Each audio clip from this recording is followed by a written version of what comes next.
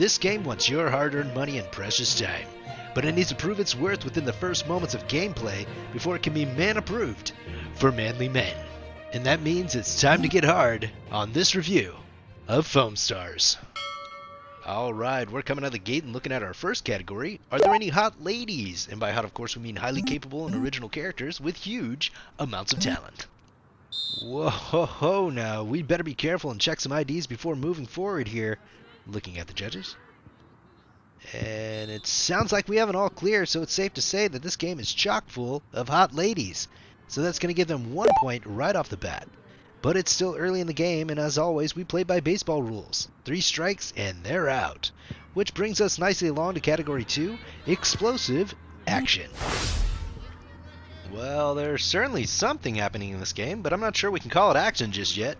It's a little unclear as to what I'm seeing. Just looks like a cluster of chaos with bubble guns, magical surfboards, and cute slow-moving villainous sheep. Well, some of you out there might call that action, but that's not my kind of action, Jack. So that's going to be their first strike right there. Let us know how you feel down in the comments as we move on to our third category. Are there any rugged dudes? Now, I'm possibly looking at a muscular dude, but it's difficult to tell if it's the puffy jacket or actual muscle. I'm not so sure about that Vienna sausage toupee there either, but he does seem to be capable of taking action and willing to do battle. Oh, and there's a knockoff Chris Hemsworth who's mentoring our female lead. Well, aside from his outfit, I think we're going to have to give them a point on this one, which moves us right along to Category 4, Amply Developed Characters.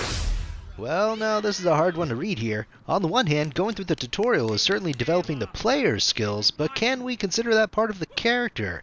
I think I'm going to have to go with no on that one.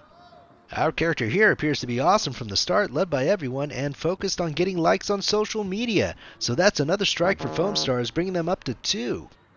And on that note, like and subscribe as we take on our 5th category, What Obituary? Where we look for signs of fisticuffs, death, or dismemberment. Now, these bubble guns are essentially just creating bubbles to pop other bubbles, so that and the blank looks on the creature's faces would lead us to believe that there are really no deaths in this game. So unfortunately, that looks like strike 3 for... God damn! Well, I stand corrected. This point is in favor of Foamstars. Which brings us into our final category, is it clueless or narrative? Now, outside of the character having no reaction to an invasion, other than this would be great for their Instagram, I'd be lying if I said that they weren't actually at least trying to tell a story here.